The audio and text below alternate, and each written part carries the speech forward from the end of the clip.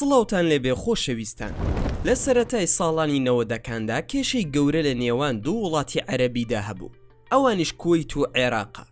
حوسنی موبارەک سەرۆکی ئەو کاتی میسر گەشتێک دەکات لە میسرەوە بۆ بەغداد. کاتێک سەردانی عێراقی کرد چاوی بە سەدام حوسێن سەرۆک کۆماری عێراق کەوت و زۆر بەڕاشکاوانە پرسیاری لێکردووتی سەدام بەنیازیت کارێکی مەترسیدار بکەی؟ سەدام حوسێن وەڵامی دایەوە وتی نەخێر، هیچ شتێک بەرامبەر کوێیت ناکەم. دوای ئەم ساو پێکەوتنە پاش هەفتەیەک سەدام حوسێن لەگەڵ هێزەکانیدا هاتە ناو کوێیت و بە پارێزگایەکی عێراقی ناسان. دوای ئەم چیرۆکە عێراق چووە ناو قەیران و شەڕی گەورەوە کە تا ئەم ڕۆژ لێی دەرنەچووە. ئەگەر دەتەوێت چیرۆکەکە لە سەرەتاوە تا کۆتایی بەوردی ببیستیت، سەبسکرایب بکە و لایکی ڤیدیۆکەش لە یاد مەکە و تا کۆتایی ڤیدیۆکە بینەربە. ساڵی 1979 خۆ پێشاندانی گەورە لە ئێران ڕوویدا و پاشای ئێران محەممەد ڕەزا پەهلەوی ڕووخە ڕوحوڵڵا خومەینی دەسەڵاتی گرتە دەست و کۆتایی هاتنی دەسەڵاتی پاشایەتی لە ئێران و دامەزراندنی کۆماری ئیسلامی ئێرانی ڕاگەیاند. بێگومان دوو وڵاتی عەرەبی کە نزیکترین وڵاتی عەرەبی بوون لە ئێرانەوە، ئەوانیش عێراق و کوێیت بوون. دوای شۆڕشی ئێران، عێراق و کوێیتیەکان ترسی ئەویان هەبوو کە هەمان ئەم شۆڕشە بەسەریاندا بێت و هەمان چیرۆکی ئێران دووبارە بێتەوە. لەو کاتەدا سەرۆکێکی نوێی عەرەبی هەبوو کە دەسەڵاتی لە عێراقدا بەدەستەوە بوو، ئەویش سەدام حوسێن بوو. سەدام حوسێن لەو کاتەدا چەند مانگێک بوو حاکمی وڵات بوو، سەرۆکێکی نوێ بوو کە دەیویست خۆی بسەلمێنێ. هاتە دەرەوە بە هەموو جیهانی عەرەبی گوت دەمەوێت لە مەترسی ئێرانیەکان بتان پارێزم. ڕێگەی پاراستنیش چییە؟ شەڕ بکەن و شەڕ بکەن تا سەردەکەون. وە لە ڕاستیدا لەگەڵ ئێران تووشی کێشەی گەورە بوو. ئەم گرفتانە بووە هۆی ئەوەی شەڕێکی 8 ساڵەی نێوان عێراق و ئێران ڕوو بدا، شەڕێکی ترسناک و قێزەون، شەڕێکی درێژتر لە جەنگی جیهانی یەکەم و دووەم، شەڕێک کە گیانی زیاتر لە ملیۆنێک کەسی لێگرت و عێراق و ئێرانیش بەهۆی ئەم شەڕەوە ملیارەها دۆلاریان لەدەستدا. بێگومان زۆریان دۆڕات. شەڕەکە دوای 8 ساڵ کۆتایی هات، بە تایبەتی لە ساڵی 1988. وەک پێم وتید عێراق ملیارەها دۆلاری لە شەڕەکەدا داوە. بەم پارە زۆرە پێ دوایە کێ هاوکاری عێراقی دەکرد لە شەڕەکەدا.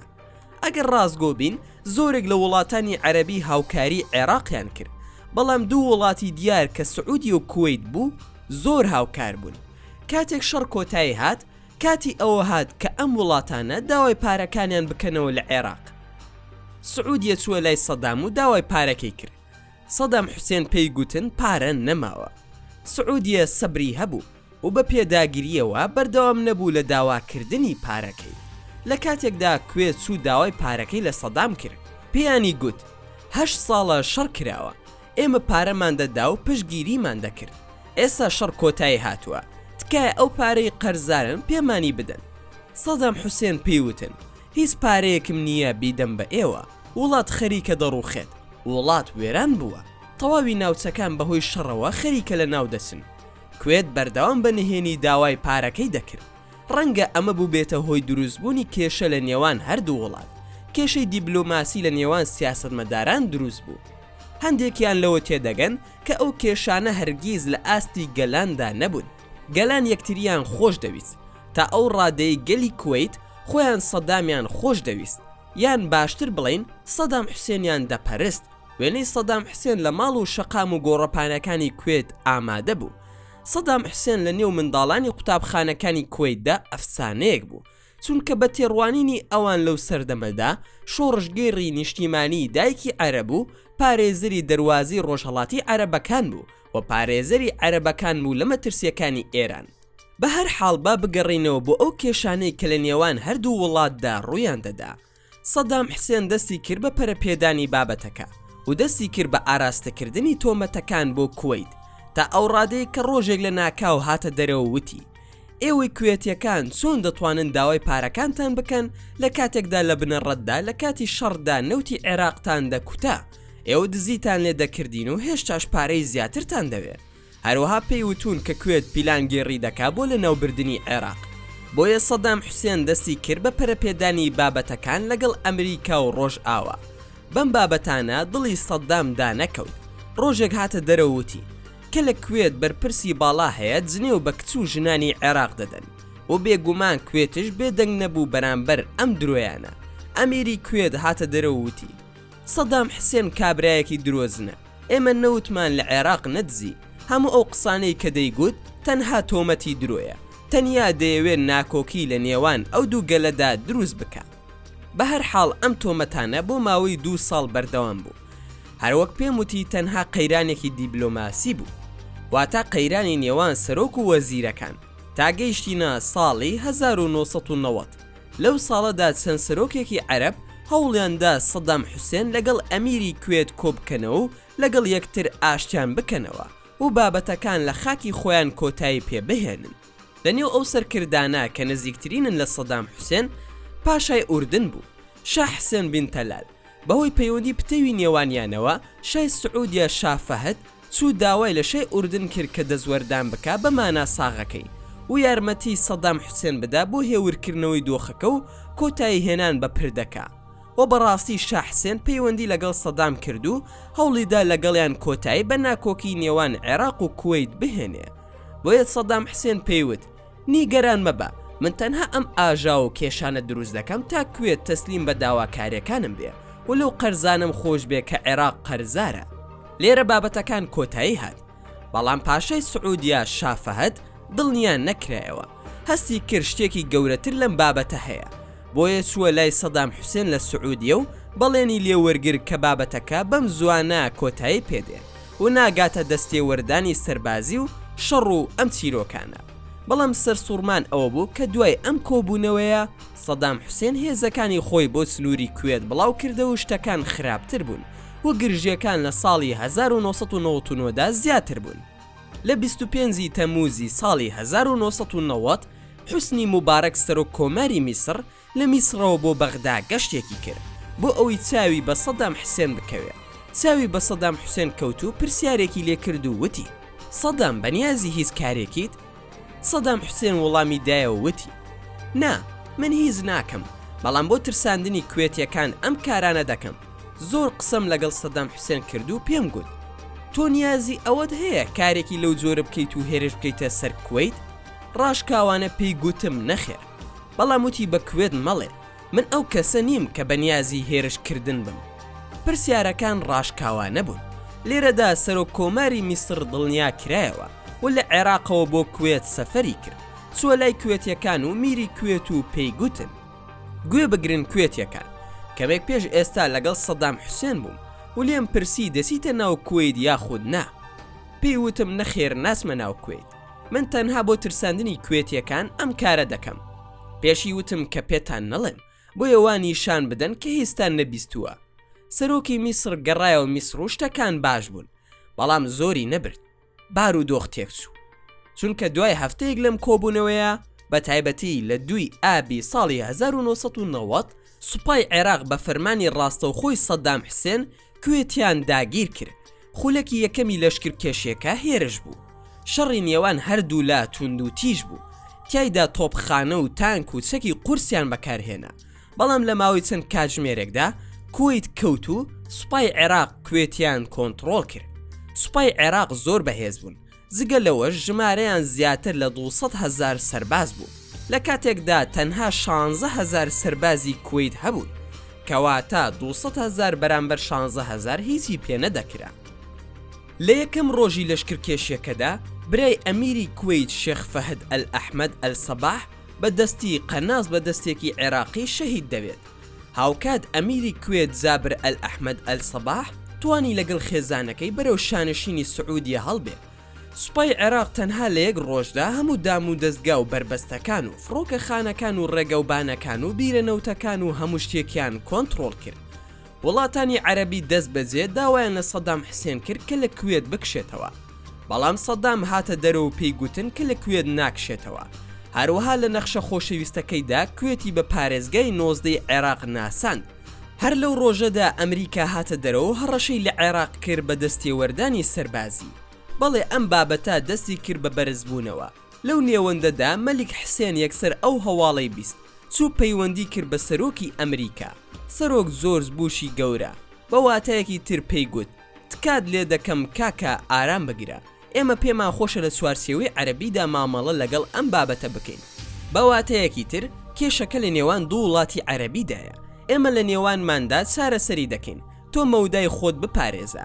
گرنگ ئەوەیە پاش ئەوەی مەلک حوسێن هەستی کرد کە شتەکان بۆی شوێنێک ناڕوات و نەیویست سەدام حوسێن هاوڕێی نزیکەکەی بەتەنیا جێبهێڵێت، یەکسەر لە عەممانەوە لە ئوردن بە فڕۆکە بەرەو بەغدا دەڕوا و لە دووەم ڕۆژی لەشکرکێشیەکەدا لەگەڵ سەدام حوسێن کۆبووە و پێیوت هەر کەسێک بێوێت درێژە بە لەشکرکێشی کوێیت بدات زەرەر دەکا، هەموو جیهان دژی ئێوەن و بە زۆر لە کوێت دەرتان دەکەن. بە زمانی عەرەبی پێیگوت داگیرکردنی کوێت لە بەرژەوەندی کەسدا نییە، زوو بکشێنەوە و ئاگاداریش بن ئەمریکا دەستوەردان دەکا. مەلک حوسێن لە ئەمریکا نزیک بوو و دەیزانی ئەمریکا چییە. ئەمریکا خاوەنی بەهێزترین سوپای جیهانە، هێزی کۆماندۆ و مارینیان هەیە، بەهێزترین هێزی وشکانی و دەریایی و بەهێزترین فڕۆکەیان هەیە لەو کاتەدا. بەڕاستی سەدام حوسێن دوای دیدارەکەی لەگەڵ مەلک حوسێن بڕیاریدا کە لە کوێت بکشێتەوە، بەڵام بە مەرجێک، ئەویش ئەوەیە کە وڵاتانی عەرەبی عێراق ئیدانە نەکەن و هەڕەشەی لێ نەکەن. بە واتایەکی تر سەدام حوسێن ئامادە بوو لە کوێت بکشێتەوە، بەڵام بەبێ هەڕەشە. ئەو دەیویست بە ئارەزوی خۆی بکشێتەوە، بەبێ ئەوەی کەس ناچاری بکە بە شێوەیە کە کەرامەتی بپارێزێت. گرنگ ئەوەیە دوای هەموو ئەمانە کەشتەکان بە باشی دەڕۆن، شاه حوسێن لە عێراقەوە گەڕایەوە بۆ عەممان. دوای ئەوە حکوومەتی عێراق نیازی خۆی ڕاگەیان بۆ دەستپێکردنی کشانەوەی هێزەکانی لە کوێت لە 5 ئابی 1990 واتە تەنها 3 ڕۆژ دوای لەشکرکێشیەکە. سەدام حوسێن هەڵی کرد بە چوونە ناو کوێت. ئێستا دەیەوێت لە کوێت بکشێتەوە، واتە شتەکان بە باشی بەڕێوە دەچن.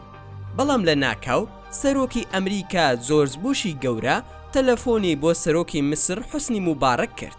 ئەو بانگەوازە مەبەست لێ تاوتوێکردنی کاروباری ناوسەکە بوو. بەڵام دوای کۆتایی هاتنی تەلەفۆنەکە حکوومەتی میسر بەیاننامەیەکی بڵاو کردەوە و لەشکرکێشی بۆ سەر کوێیت شەرمەزار کرد و هەڕەشەی لە سەدام حوسێن کرد بە کشانەوەی دەست بەجێ لە خاکی کوێیت. سەرەتا شتەکان بە باشی دەڕۆشتن، بەڵام ئێستا شتەکان بە هیچ شێوەیەک باش نین. عێراق دوای ئەوەی بەنیازی کشانەوە بوو لە کوێت، ئێستا نیازی کشانەوەی لە کوێت نەماوە. لە 6 ئابدا ئەنجومەنی ئاسایش پێک دێ، شەڕێکی گەورە دروست دەبێت و هەموو دەرگاکان بەڕووی سەدامدا داخراون. ئەمە لە کاتێکدایە سەدام حوسێن تەنانەت هەڕەشی لەشکرکێشی لە سعودیە کرد. هاتە دەرەوە بە سعودی ڕاگەیان کە عێراق مافی هەرێمی ئەحسای هەیە کە هەرێمێکە لە ناوخۆی سعودیە. سەدام حوسێن دەستی کرد بە داوای لکاندنی بە عێراق. دوای ئەوەی سەدام حوسێن هەڕەشی لە سعودیە کرد، کارە ساتە گەورەکە هاتە ئاراوە.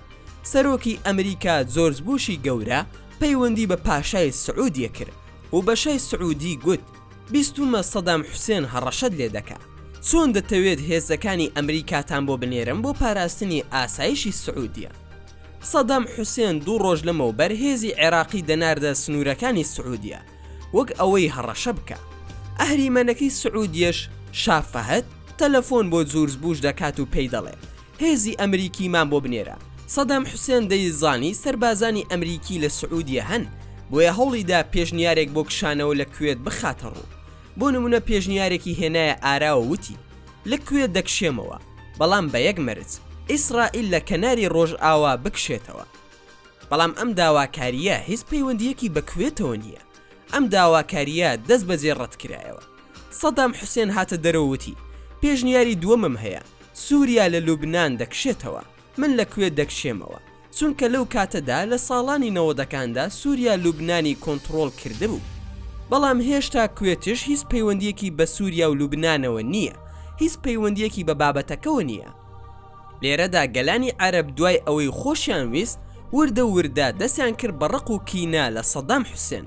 پاشان سەدام حوسێن دەستەواژەی ئەڵڵاهو ئەکبەری بۆ ئاڵای عێراق زیاد کرد و هەوڵیدا پشتیوانی موسڵمانانی دەوروبەری خۆی وەربگرێتەوە. بە هەر حاڵ شتەکان بەرەو هەڵکشان دەچن. سەدام حوسێن بە هیچ شێوەیەک نیازێکی نییە لە کوێت بکشێتەوە، بۆیە ئەنجومەنی ئاسایشی نەتەوە یەکگرتوەکان وادەیەک دەداتە عێراق بۆ کشانەوە تا 15/1991 ئەم بەروارە لە ڕاستیدا دێت و عێراق نەکشاونێتەوە. تا ئێستاژ هێزەکانی عێراق لە کوێت ئامادەن. جۆرج بوشی گەورە سەرۆکی ئەمریکا دێتە دەرەوە و دەڵێت هەموو ڕێگەیەکی ئاشتیانم بەکارهێناوە بۆ کۆتایی هێنان بە لەشکرکێشی سەر کوێت. بەڵام سەدام حوسێن زدی نییە لەگەڵمان. ئێستا کاتی ئەوە هاتووە ئێمە زدی بین.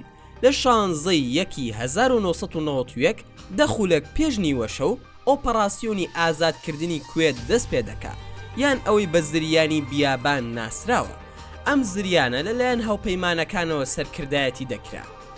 ئەم هاوپەیمانیە زیاتر لە 30 وڵاتی لە خۆگرت بوو، بە سەرۆکایەتی ئەمریکا و بەریتانیا و فەڕەنسا و سعودیە. ژمارەی هێزەکانی هاوپەیمانان زیاتر لە 700,000 سەرباز بوون کە 500,000 سەربازی ئەمریکی و 200,000 سەربازی وڵاتانی دیکە بوون. هێزەکانی هاوپەیمانان هەڵمەتی بۆردومانی ئاسمانی بەردەوام و وێرانکەریان دەست پێ کرد. بەداخەوە ئەم بۆردومانە تەنها ئەو هێزە عێراقیانەی لە کوێت ئامادەبوون نەکردە ئامانج، بەڵکو ئەم بۆردومانە هەموو ناوسەکانی عێراقی کردە ئامانج و تیشکی خستە سەر ناوسەیەکی فراوان و بە تایبەتی بەغدای پایتەخت. گەورەترین و تونند و تیشترین پشکی بۆردومانەکەی هەبوو. لە ئەنجامدا ژمارەیەکی زۆر لە خەڵکی مەدەنی بێتاوان گیانیان لەدەستدا. لە بەرامبەردا وەڵامی سەدام حوسێن ڕۆژێک دواتر بوو. وەڵامەکە ئەوە بوو کە سەدام حوسێن 39 موشکی ئاراستەی ئیسرائیل کرد. دوای ئەوە حکوومەتی داگیرکەری ئیسرائیل کوژرانی 14 کەسی بەهۆی بۆردومانەکەی عێراق ڕاگەیاند. بێگومان وەڵامی ئیسرائیل بە شێوەیەکی ڕستەیی هیز نەبوو. ئیسرائیل بە عێراقی وت: بڕۆ خوالت خۆش بێت، ئەوە ئەمریکا لە زیاتی ئێمەش وەڵامتان دەداتەوە.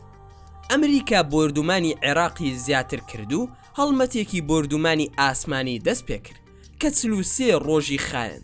لە ماوەی ئەم 43 ڕۆژەدا ئەمریکا بە زیاتر لە 100,000 هێرشی ئاسمانی عێراقی بۆردومان کرد، واتە سەدام حوسێن ئیسرائیلی بە 39 موشک بۆردومان کرد. ئەمریکا بە 100,000 موشک وەڵامی دایەوە. ئەمریکا بە مانای وشە بەم شەڕە شێت بوو. عێراقی بە دنیایەک موشک بۆردومان کرد کە جیهان پێشتر نەیبینی بوو. لە کاتی ئەم بۆردومانە تونند و تیژەدا خەریکی تاقیکردنەوەی موشکی نوێ بوو لەسەر عێراق. 100,000 عێراقی بێتاوان کە تاوانبار نەبوون کوژران.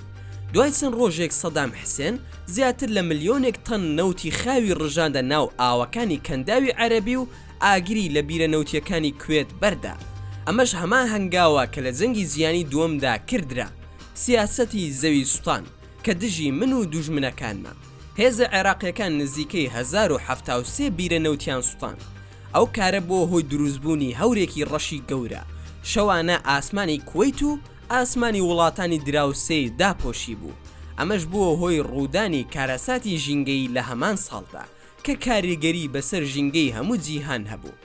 بینەری بەڕێز سوتانی بیرە کوێتیەکان بە گەورەترین ئاگر لە جیهاندا ناسراوە، چونکە ئاگرەکە بۆ ماوەی 11 مانگ بەردەوام بوو.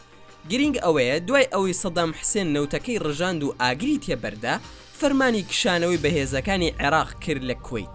بەڵام دوای ماوەیەکی زۆر درەنگ ئەم فەرمانە درا. لە کاتێکدا هێزەکانی عێراق لە کوێیت دەکشێنەوە، ئەمریکا هێزەکانی عێراقی لە ڕێگەی فڕۆکەوە بۆردومان کرد و زیاتر لە 70,000 سەربازی عێراقی کوژران و سەرجەم ئەو تانک و ئۆتۆمبیل و بار هەڵگرانەی کە لەسەر ڕێگەی کوێیت و عێراق بوون تێکشکێنران. دوای ئەوە بە ڕێگەی مەرگ ناسرا، چونکە ڕێگاکە زیاتر لە 70,000 کەس لەسەری گیانیان لە دەستداوە. ئایا دەتوانی ژمارەی 70,000ەکە بە خەیاڵتدا بهێنیت؟ بە هەر حاڵ هەر چۆنێک بێت، لە 28 شوباتی 1991 سەرۆکی ئەمریکا جۆرج بوشی گەورە ڕایگەیاند کە کوێت ئازاد کراوە و سوپای عێراق شکستی هێناوە و میری کوێت دەگەڕێتەوە بۆ وڵاتەکەی. بەم شێوەیە یەکێک لە ترسناکترین چیرۆکەکانی سەدەی ڕابردوو کۆتایی هات. بێگومان دوای ئەوە چیرۆکی ترسناکتر یان گەورەتر دەستی پێکرد. دەتوانین لە داهاتوودا ڤیددیویان لەسەر دروست بکەین پشتیوان بەخودا. لێرەشدا گەیشتینە کۆتایی ڤیددیۆکەی ئەمڕۆمان. ئەگەر ڤیددیۆکەتان بەدڵ بوو ئەوە دەتوانن لایکی ئەم ڤیددیۆمان بۆ بکەن و هەروەها شەیریشی بکەن لەگەڵ هاوڕێکانتاندا. وە لە بیرشتان نەچێ ئەگەر ئەتانەوێ هەمیشە بابەتی ناوازە لە کەناڵەکەی ئێمە ببینن، ئەوە هەر ئێستا سبسکرایپی کەناڵەکەمان بکەن و زەنگۆڵی تەنیشی سبسکرایپەکەش چالاک بکەن. دووبارە و سێبارە سوپاس بۆ تەماشاکردنی ڤیددیۆکە. تا ڤیددیۆیەکی تر و تا کاتێکی تر هەر شاد و بەختەوەر بن و خواتان لەگەڵ بێت و ئامانەتی خودا بن.